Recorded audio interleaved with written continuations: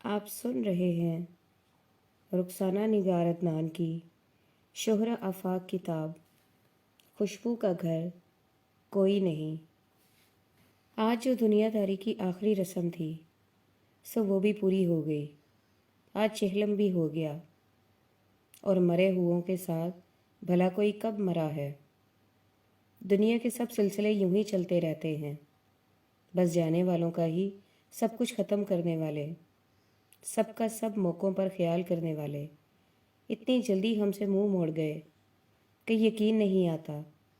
ابھی تک یوں تو ہماری ساری زندگی کو جیسے ویران کر گئے ہیں، اور اگر سانس لینے کا نام ہی زندگی ہے تو ہم واقعی زندہ ہیں۔ تایا جی کی ڈوبتی ابھرتی آواز ان کے دلی غم اور دکھ کی گمازی کر رہی تھی۔ وہ ایک گہرا سانس لے کر چپ کر گئے۔ صحیح کہتے ہیں بھائی صاحب آپ، نہ ان کی زندگی بھلائی جا سکتی ہے نہ موت۔ اتنی خوشباش، خوشگوار، محبت بھری زندگی انہوں نے گزاری، اور ایسی جواں مرگی میں اٹھ گئے کہ پتھر بھی اشکبار تھے۔ اللہ تعالیٰ انہیں اپنی رحمت خاص میں جگہ دے۔ ہم تو اب یہی کر سکتے ہیں۔ انکل جمال کی آواز نم آلود تھی۔ آمین، ہم سب کی تو اب یہی دعا ہے۔ ان کے فانی وجود تو اس دنیا سے ختم ہو گئے، لیکن جو نشانیاں وہ دونوں چھوڑ گئے ہیں ایک طرح سے خدا کے بعد ہماری امان میں ہیں۔ خدا ہمیں روزے قیامت ان کے سامنے سرخرو ہونے کی توفیق عطا فرمائے۔ تایا جی کی آواز خاصی مدھم تھی، مگر کمرے میں اس قدر خاموشی تھی کہ دوسرے کمرے کی کھڑکی سے چپکی ایمن بھی ان کی آواز بخوبی سن سکتی تھی۔ اگر دونوں میں سے ایک بھی زندہ رہتا تو یہ مسئلہ کبھی نہ اٹھتا۔ ماں یا باپ خود ہی بچوں کو اپنے پروں میں سمیٹ کر بیٹھ جاتا، ہمیں یہ فکریں نہ ہوتی۔ تو یہی تو سارا مسئلہ ہے۔ تایا جی کی خاصی طویل، معنی خیز اور دردناک تھی۔ سفینہ پھپھو نے ایک ناگوار سی نظر ان پر ڈال کر ذرا سا رخ پھیر لیا۔ اب یہ ظاہر ہے کہ ہم میں سے کوئی بھی اس قدر خوشحال نہیں کہ سب بچوں کی ذمہ داری اٹھا سکے۔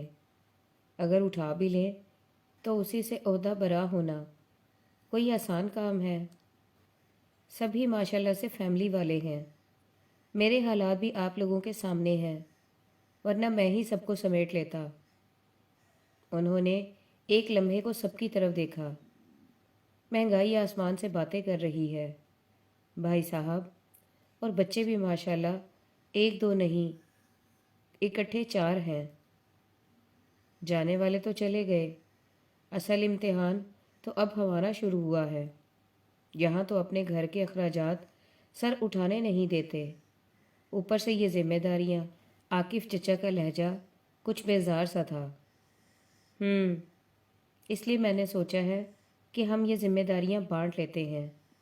ویسے بھی سفینہ کی پرسوں صبح کی فلائٹ ہے، اس لیے سب کچھ آج ہی طے ہو جانا چاہیے۔ ٹھیک ہے، سکندر بڑا اچھا گھر چھوڑ کر گیا ہے، اور بینک میں بھی کچھ رقم موجود ہے۔ پھر کچھ حساب اس کے بینک والوں کی طرف سے بھی نکلتا ہے۔ اتنا ہے کہ مل ملا کر بچوں کی اچھی پرورش ہو سکتی ہے، لیکن سب کچھ پیسہ ہی نہیں ہوتا۔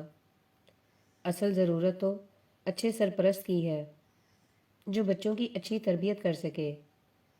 اب انہیں فی الحال اس گھر میں نہیں چھوڑا جا سکتا، بچے چھوٹے ہیں ابھی، اور پھر اگر کچھ بڑے بھی ہوتے تو بھی بڑی تینوں تو بچیاں ہی ہیں۔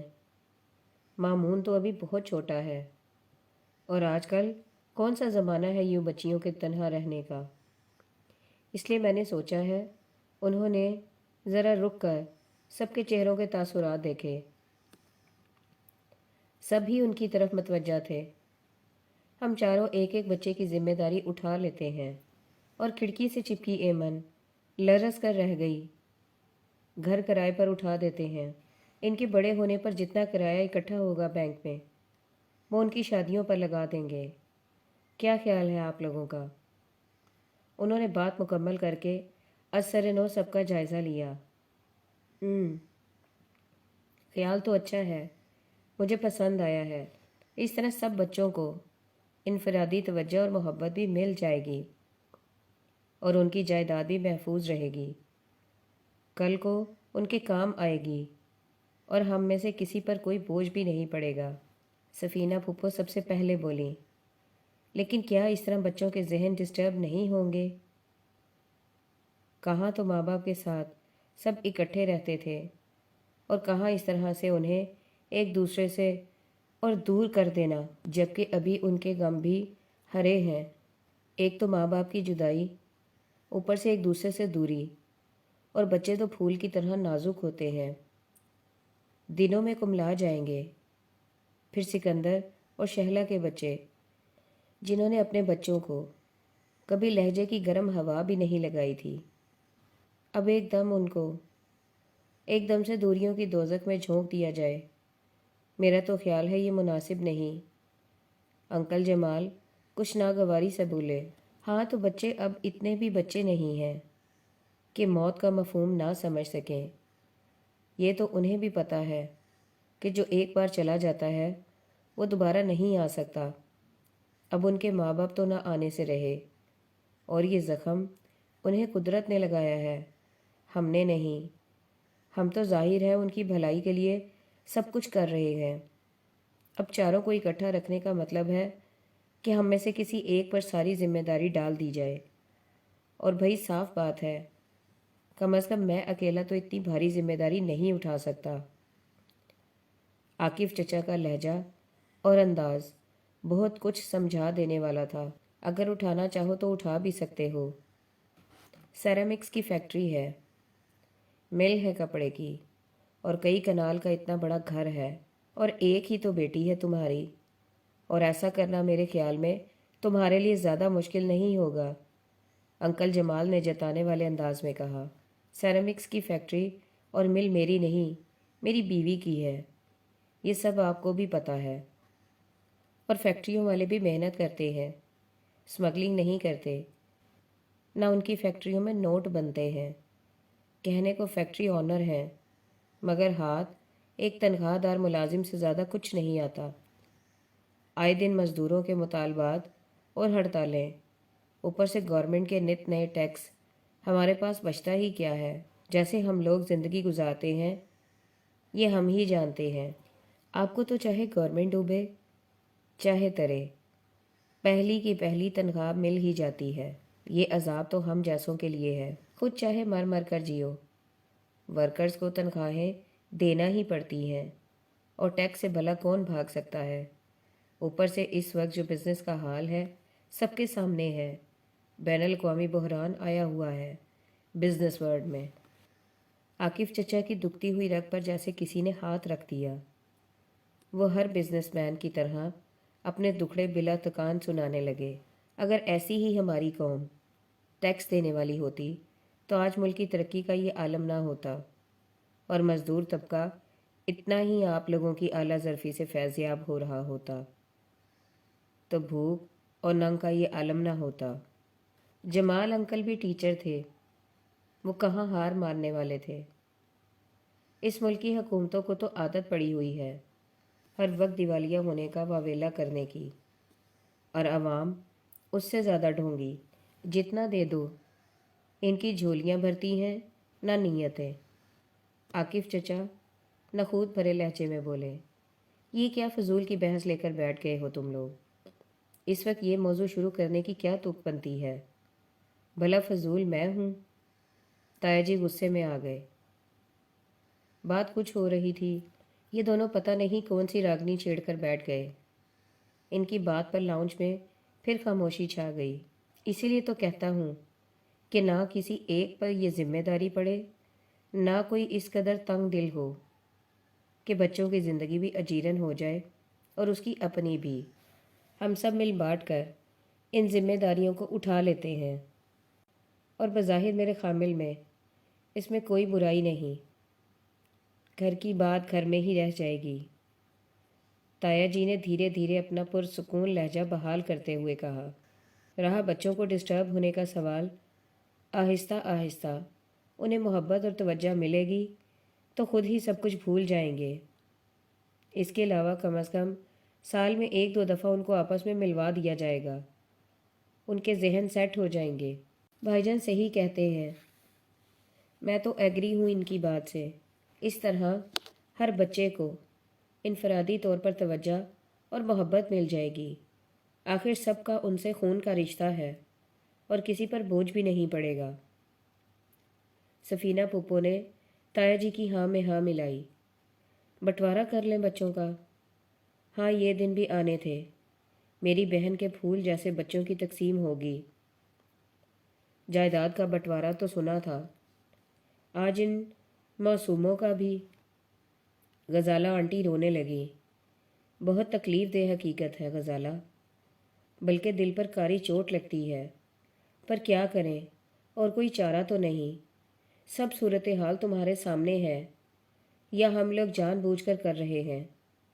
اور پھر ان کو اس گھر میں اکیلا بھی تو نہیں چھوڑا جا سکتا، ساتھ کون رہے گا؟ سب اپنی زندگیوں میں مصروف ہیں، اور اس کے علاوہ آج کل کوئی بھروسے کا آدمی ملتا کہاں ہے؟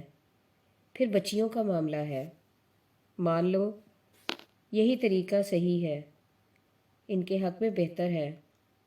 تایا جی نے غزالہ کی پشت پر ہاتھ پھیرتے ہوئے غمگین لہجے میں کہا۔ ظاہر ہے اب اور کوئی صورت بھی تو نہیں۔ بھائی جان، میری تو پرسوں صبح کی فلائٹ ہے۔ زبیر کا شارجہ سے 3 بار فون آ چکا ہے کہ اب ایک دن بھی اور نہ لگانا۔ پورے 1.5 ماہ سے دونوں بچیوں کو اور گھر بار کو چھوڑا ہوا ہے۔ میں مون کو اپنے ساتھ لے جاتی ہوں، میرے بھائی کی نشانی ہے، مجھے اپنی جان سے بڑھ کر پیارا ہوگا۔ مون اور پھر میری بچیوں کی محرومی دور ہو جائے گی۔ دونوں کو ہی بھائی کا بڑا ارمان تھا، اللہ نے کسی صورت میں ان کی دعا قبول کی۔ سفینہ پھپھو نے جلدی جلدی اپنا مدعا بیان کیا، اور جو ایمن اور عبیرہ نے اللہ سے دعائیں کر کر کے مون کو مانگا تھا۔ سفینہ، وہ بھول گئی تم؟ غزالہ روتے روتے بولی۔ وہ یہ جدائی سہ لیں گی؟ سفینہ پھپھو ایک پل کو چپ رہ گئی۔ اب کیا بھی کیا جا سکتا ہے غزالہ؟ حکم ربی کو تو کوئی بھی ٹال نہیں سکتا، اس میں ہمارا کوئی قصور نہیں۔ یہ سب تو… تایا جی کہتے کہتے چپ ہو گئے۔ اب جتنی گہرائی سے اس مسئلے پر سوچو گی اتنا ہی دشوار ہو جائے گا جینا، اتنی دور چلا جائے گا مامون، بہنیں تو بھائی کی صورت تک کو ترس جائیں گی۔ غزالہ نے چہرہ دوپٹے سے رگڑا۔ آپ عبیرہ کو لے جائیں یا فضا کو؟ مون کو بھائی صاحب کے پاس رہنے دیں۔ نہیں، میں مون کو ہی لے کر جاؤں گی، میں نے زبیر سے بات کر لی تھی، انہوں نے بھی یہی کہا تھا، اور شارجہ کون سا دور ہے، میں لے آیا کروں گی مون کو ملوانے یہاں۔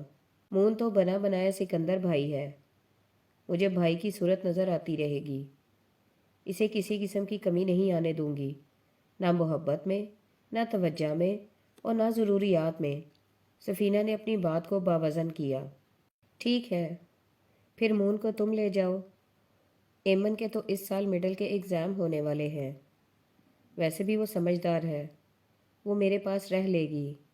فضا چھوٹی ہے، وہ کھلونوں سے اور اچھی چیزوں سے بہل جائے گی۔ عاقف، اسے تم لے جاؤ، اسے بہت پیار دینا، وہ سکندر کو بہت پیاری تھی، اور بہن بھائیوں میں بھی سب سے زیادہ معصوم اور پیاری ہے۔ اسے خوش نما کھلونوں اور کپڑوں سے بہلاؤ گے تو بہل جائے گی۔ کہتے کہتے تایا جی کی آواز بھیگ گئی۔ لاؤنج میں موجود سب لوگ مزید افسردہ ہو گئے، اور کھڑکی سے چپکی ایمن کو تو پتہ ہی نہیں تھا کہ آنسوؤں کی قطاروں نے اس کی قمیض کا سارا گریبان بھگو دیا ہے، اور عبیرہ کو غزالہ لے جاتی ہے۔ وہ ذرا شوخ اور شرارتی ہے، تمہاری بچیوں کے ساتھ مل کر سلجھ جائے گی، آگے جو اللہ کو منظور۔ انسان تو اچھا ہی سوچتا ہے، یہ تو آپ کو معلوم ہے نا، کیا اچھا ہے کیا برا۔ میرا خیال ہے اب تو کسی کو کوئی اعتراض نہیں ہوگا۔ انہوں نے سب کی طرف دیکھا۔ آپ نے خود ہی کہا کہ ایمن سمجھدار ہے، تو میرے خیال میں اس موقع پر اگر اسے سمجھا کر ساتھ بٹھایا جائے تو زیادہ مناسب نہیں تھا؟ انکل جمال سنجیدگی سے بولے۔ ایمن سمجھدار ہے لیکن اتنی بھی نہیں۔ تمہیں معلوم ہے وہ اتنی بات پر پریشان ہو کر یا الجھ کر ہنگامہ کھڑا کر دیتی۔ میرا خیال ہے وہ یہ سب کچھ برداشت نہیں کرے گی۔ اب یہ سب خاموشی سے کرنا ہے، خود ہی آہستہ آہستہ صبر آ جائے گا، اور زندگی تو خود سب سے بڑا سمجھوتا ہے۔ ایمن کو میں سمجھا لوں گا، اور باقی تو ابھی چھوٹے ہیں۔ مون اور فضا تو دوسرے شہروں میں جانے کے خیال ہی سے خوش ہو جائیں گے۔ اب میرا خیال ہے سب کچھ طے ہے۔ سفینہ تو پرسوں جائے گی اور عاقف کو کل جانا ہے۔ عاقف، تمہیں تو کوئی اعتراض نہیں ہے نا؟ نہیں بھائی جان، جیسی سارا ویسی فضا، مجھے کوئی اعتراض نہیں۔ چلو پھر اب سونا چاہیے، کافی رات ہو گئی ہے اور سردی بھی زیادہ ہو گئی ہے۔ انیسہ، تم نے سب کے لیے بستر وغیرہ لگوا دیے ہیں؟ وہ مڑ کر تایا جی سے بولے۔ ہاں، وہ تو کافی دیر سے لگوا دیے ہیں۔ اب واقعی کافی ٹائم ہو گیا ہے۔ سردیوں کے 10 بھی آدھی رات کے برابر ہوتے ہیں۔ میرا خیال ہے اب اٹھتے ہیں۔ وہ بھی اٹھ کھڑی ہو گئیں تو سب ان کی تقلید میں سست روی سے باہر نکلے۔ وہ شام ان کی زندگیوں کی یادگار شام بن گئی۔ اگر اس حسین شام کا اختتام اتنی بھیانک شکل میں نہ ہوتا تو بھی وہ شام ان کی یادوں کا ایک خوبصورت حصہ ہوتی، جیسی اب تک کی زندگی کا ہر دن اور ہر شام خوبصورت اور یادگار تھی۔ فضا کی 8ویں سالگرہ تھی، جس کی تیاریاں کتنے دنوں سے جاری تھیں۔ کچھ تو پچھلے ماہ پاپا کی پرموشن ہوئی تھی، دوسرے ماما نے اسی ماہ سارے گھر میں اثر نو پیٹ کروایا تھا۔ ڈرائنگ روم سمیت سب کمروں کے پردے بدلے تھے، سارے گھر کی سیٹنگ نئے انداز میں کی تھی۔ کوریڈور میں کارپیٹ ڈلوایا تھا، سارے فرنیچر کو پالش کروایا تھا۔ ٹی وی لاؤنج کا ٹی وی ماما نے اپنے بیڈ روم میں رکھ لیا تھا، اور ٹی وی لاؤنج کے لیے نیا خوبصورت 24 انچ کا ٹی وی خریدا تھا۔ چھوٹے لان میں بہت خوبصورت پودوں اور پھولوں کے گملوں کا اضافہ ہوا تھا۔ سارے گھر کا جیسے نقشہ ہی بدل گیا تھا۔ اس کے ایک ایک انچ سے ماما پاپا کی محبت اور اس محبت کی خوشبو مہک رہی تھی۔ سالگرہ کے لیے سب بچوں کے کپڑے تو نئے نئے بنے تھے۔ خود ماما اپنے لیے رائل بلو کلر کی ساڑی بنوائی تھی، جس کے بارڈر پر گولڈن کام تھا، اور پاپا نے بھی نیا بلو کلر کا 2 پیس بنوایا تھا۔ دونوں ہی ان ڈریسز میں بہت سمارٹ اور ہینڈسم لگ رہے تھے۔ ان کا کپل یوں بھی پورے خاندان میں سب سے زیادہ خوشباش اور سمارٹ کپل سمجھا جاتا تھا۔ ان دونوں کے درمیان کبھی معمولی سی لڑائی جھگڑا تو کیا، ذرا سی تو تکرار بھی نہیں ہوئی تھی۔ ایک دوسرے کا احترام ان کی آئلی زندگی کا سب سے پہلا اور ٹھوس اصول تھا۔ پاپا کہتے تھے محبت تو ہر میاں بیوی میں قدرتی طور پر ہو جاتی ہے، اگر باہمی احترام نہ ہو تو یہ محبت بھی پانی کے بلبلے کی طرح ہوتی ہے، جس کا کوئی بھروسہ نہیں ہوتا۔ یہ باہمی احترام ہی دونوں کو ایک دوسرے کے احساسات کا خیال رکھنے پر مجبور کرتا ہے، جس سے محبت بڑھتی ہے۔ اسی لیے ماما کا ان کی ہر بات کا بہت احترام کرتے، بہت خیال رکھتے تھے، اگرچہ اس بات کو ان کے اپنے بہن بھائی ستائش کی نظر سے نہ دیکھتے تھے۔ وہ اس بات کو زن مریدی میں شمار کرتے تھے، مگر پاپا نے کبھی پرواہ نہیں کی تھی۔ وہ دونوں ایک دوسرے میں مگن اپنے گھر اور بچوں کے ساتھ بہت خوشحال اور بہت پرسکون زندگی گزار رہے تھے۔ انہوں نے یہ گھر بہت برسوں کی محنت سے بنایا تھا۔ جب تایا جی نے انہیں ان کا حصہ دے کر آبائی گھر سے الگ کیا تھا، اس وقت ایمن فقط 2 سال کی تھی۔ پاپا نے اسی پیسے سے پلاٹ خریدا تھا اور خود 9 سال تک کرائے کے گھر میں رہ کر اس پلاٹ پر یہ خوبصورت خوابوں کا محل تعمیر کیا، اور اس جد و جہد میں ماما نے بھی ان کا بھرپور ساتھ دیا تھا۔ انہوں نے کئی سال ایک انگلش میڈیم اسکول میں پڑھایا تھا، ٹیوشنز بھی کی تھی۔ گھر میں کئی کئی دن گوشت نہیں پکتا تھا، بچوں کے بہت اچھے کپڑے نہیں بنتے تھے، رشتہ داروں سے ملنا ملانا بھی بہت کم ہو گیا تھا۔ رشتہ داروں سے میل ملاپ یوں ہی تو نہیں بڑھایا جاتا، لین دین رشتہ داری کا پہلا تقاضا بنتا ہے، اور وہ دونوں اس تقاضے کو نبھانے سے قاصر تھے۔ اس لیے انہوں نے تقریباً سب سے کنارہ کر لیا تھا، صرف قریبی عزیزوں سے خاص خاص موقعوں پر ملتے تھے۔ پاپا بینک میں جاب کرتے تھے اور پھر شام کو ایک پرائیویٹ فرم میں پارٹ ٹائم جاب بھی کرتے تھے۔ آخر خدا خدا کر کے 8-9 برسوں کی طویل اور کٹھن جدوجہد کے بعد ان کا گھر مکمل ہو گیا تھا۔ وہ ادھر شفٹ ہو گئے۔ ادھر شفٹ ہونے کے بعد بھی گھر میں کافی کام ہوتا رہا تھا، اگرچہ مشکل سے مشکل وقت میں بھی ماما پاپا نے ان بچوں میں سے کسی کی سالگرہ نظر انداز نہیں کی تھی۔ خواہ 1 پاؤنڈ کا کیک خرید کر کیوں نہ اس موقع کو سیلیبریٹ کیا جاتا، وہ ان مواقع کا خاص خیال رکھتے تھے، اور اب تک قدرت نے فراغت اور خوشحالی دونوں سے نوازا تھا، تو وہ کیوں اس نعمت کا شکر ادا کرتے ہوئے خوشی نہ مناتے۔ سب کو بلایا تھا پاپا نے، حتیٰ کہ لاہور سے عاقف چچا کو بھی بلایا تھا، اور تو اور سفینہ پھپھو کو 3-4 بار فون کر کے انوائٹ کیا تھا، اور غزالہ آنٹی تو خیر ہر دفعہ ہی آیا کرتی تھیں۔ حیدرآباد کون سا کراچی سے بہت دور تھا، اور سب نے آنے کا وعدہ بھی کیا تھا، اور حیرت انگیز طور پر سب نے وعدہ ایفا بھی کیا۔ اس شام واقعی سب ایک مدت کے بعد اکٹھے ہوئے تھے۔ سب سے بڑھ کر سفینہ پھپھو آ گئی تھیں۔ عاقف چچا جو پورے خاندان میں مشہور تھے کہ وہ اپنی بیوی کی اجازت کے بغیر شہر تو کیا گھر سے باہر قدم نہیں رکھ سکتے، وہ بھی لاہور سے کراچی آ گئے۔ سب تیاریاں مکمل تھیں۔ پاپا نے شہر کے بہترین ہوٹل کا کک ہائر کیا تھا، اس کے علاوہ دونوں ملازم بھی تھے۔ کچن کا کام تو شام سے پہلے ہی مکمل ہو گیا تھا۔ مہمان آنا شروع ہو گئے تھے۔ ایمن اور عبیرہ کب سے تیار ہو کر مون کو بھی تیار کر کے اپنے ساتھ لیے پھر رہی تھیں۔ صرف فضا کے ہی نخرے پورے نہ ہو رہے تھے۔ ماما کب سے اسے تیار کرنے میں لگی ہوئی تھیں۔ جب ماما نے اس کے گولڈن بالوں میں آخری بار برش پھیرتے ہوئے اسے جوتے پہن کر سختی سے باہر آنے کا کہا تو اس نے ایک دم سے شور مچا دیا کہ گولڈن جوتی اسے ٹائٹ ہے، اس کے پاؤں کو کاٹ رہی ہے۔ ماما نے جھک کر اس کے جوتے کا جائزہ لیا۔ جوتی واقعی اسے تنگ تھی، اور اس میں پاؤں اس کا بری طرح گھٹا ہوا تھا۔ اس صورتحال پر انہیں غصہ بھی آیا اور پریشانی بھی ہوئی کہ سب مہمان آ رہے ہیں، اور اب عین وقت پر۔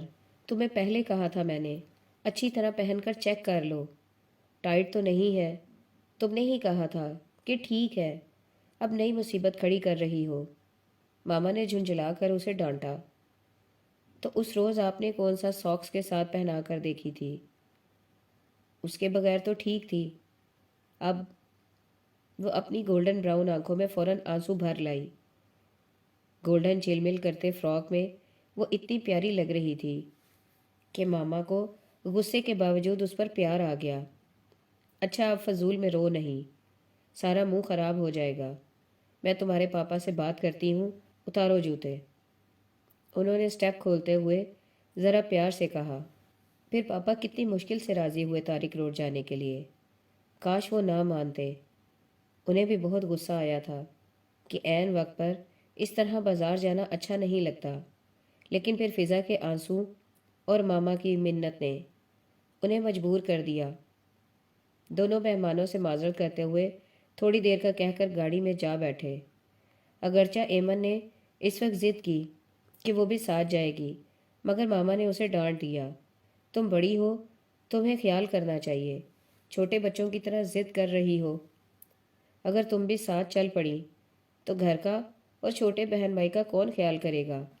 اور تمہارے جانے سے یہ بھی ضد کریں گے جانے کی۔ ہم ابھی آ رہے ہیں، تم فون کا خیال رکھو، اور دیکھنا فضا کہیں ننگے پاؤں باہر نہ آ جائے، سارے ساکس خراب کر لے گی۔ چلو اب اندر۔ تو وہ منہ بسورتی ہوئی اندر کی طرف چلی گئی۔ انہیں کیا معلوم تھا کہ وہ تھوڑی دیر اب کبھی نہیں آئے گی۔ ان کا وہ خوبصورت سجا سجایا روپ ہمیشہ کے لیے اس کی نظروں میں جامد ہو کر رہ جائے گا۔ بلو ساڑی میں ان کا چمکتا دمکتا چہرہ اور سراہی دار گردن میں پڑا خوبصورت نیکلس اسے کبھی نہیں بھولے گا۔ اور پاپا تو وہ کبھی بھی نہیں بھلا سکے گی۔ جب ماما کے ڈانٹنے پر انہوں نے اسے اپنے ساتھ لگا کر چمکارا تھا، امی جان ہم ابھی آ رہے ہیں، بس آدھے گھنٹے میں، آپ اندر جاؤ۔ اور پاپا نے تو اس سے کبھی جھوٹ نہیں بولا تھا، پھر اب اتنا بڑا جھوٹ کیسے بول گئے؟ آدھے گھنٹے کا کہہ کر وہ ساری زندگی کو انتظار بنا گئے۔ پھر جب 2-3 گھنٹے گزر گئے اور وہ دونوں نہ لوٹے، مہمان انتظار کر کر تھک گئے، آخر تایا جی نے ابرار بھائی کو موٹر بائیک پر بھیجا کہ جا کر ان کا پتہ کرے۔ ابرار بھائی کو بھی گئے گھنٹہ گزر گیا، سب کو بے چینی ہونے لگی۔ فضا اپنی جوتی کو رو دھو کر چپ ہو گئی۔ منہ نے ماما کے لیے رونا شروع کر دیا۔ خاندان کے لوگوں کے علاوہ باقی لوگوں نے جانا شروع کر دیا، وہ بھی اپنی جگہ صحیح تھے۔